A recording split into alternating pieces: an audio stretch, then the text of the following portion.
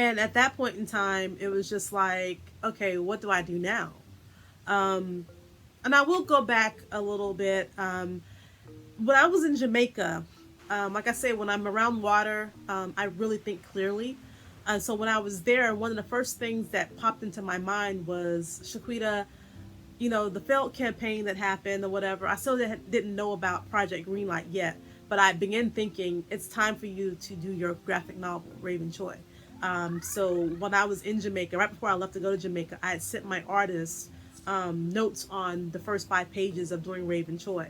So I knew I wanted to have an IP on my hands. I knew that it was time for me to start making my own things instead of just kind of continuing to make short films and send them. Hopefully, I'm going to get, Hollywood's eye or whatever. It was just that there's something bigger out there. So Project Greenlight kind of brought that on a little bit as well. So after I got cut, I remember, seeing the announcement. I think they sent an email telling us, who made it to the top 10 or top 12 or whatever it was. My name was not on there. I really thought that they definitely were going to pick someone of color. I thought they were going to pick someone. I was the only woman of color, I think, of that was made the top 20 that year. So when they didn't, it was just like, okay.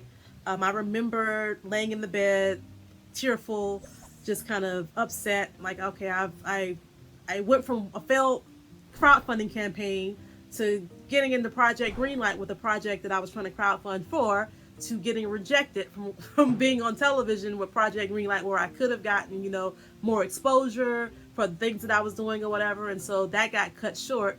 So yeah, I'm just like moping around, laying in the bed, just kind of like upset.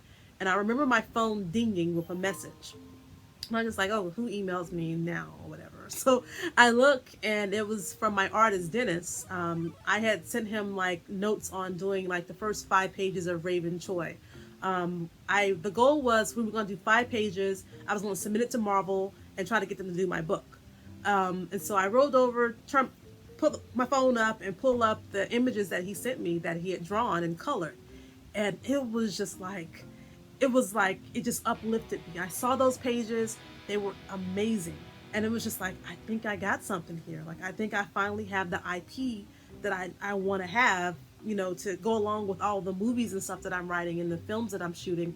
I finally have this. And so those 5 pages, got me out of my funk and got me like right back at it. I was just like, okay, I'm finally going to be able to do the comics that I've always wanted to do. And so that was the beginning of the book of Raven Choi. What did I think of the controversy that happened with Project Greenlight? I thought if they would have picked me, they wouldn't have had these problems. And I am so serious. Like, I remember when the controversy happened on the show with the whole behind the camera or in front of the camera, should minorities be there? It was just like, I was watching it like, yikes. I think they contacted me after that just to kind of see if they could help in any kind of way. Nothing really ever came from it, but yeah, I think it started a really good conversation. I'm glad it happened. I'm glad that conversation keeps going. I think the next Project Greenlight was solely with Black women. So it's just like, definitely, thankfully, me not making it onto the show and that whole controversy happening, hopefully sprouted what ended up happening with the next version of Project Greenlight, and that one being for women, for Black women especially. But yeah, the controversy, I was just kind of like, wow. Like, I didn't know it was going to go that hard. I didn't know it was going to become that big. And I was just kind of like in the wings, kind of like, yeah, if they would have picked me for this to go on television, then they wouldn't have had these problems.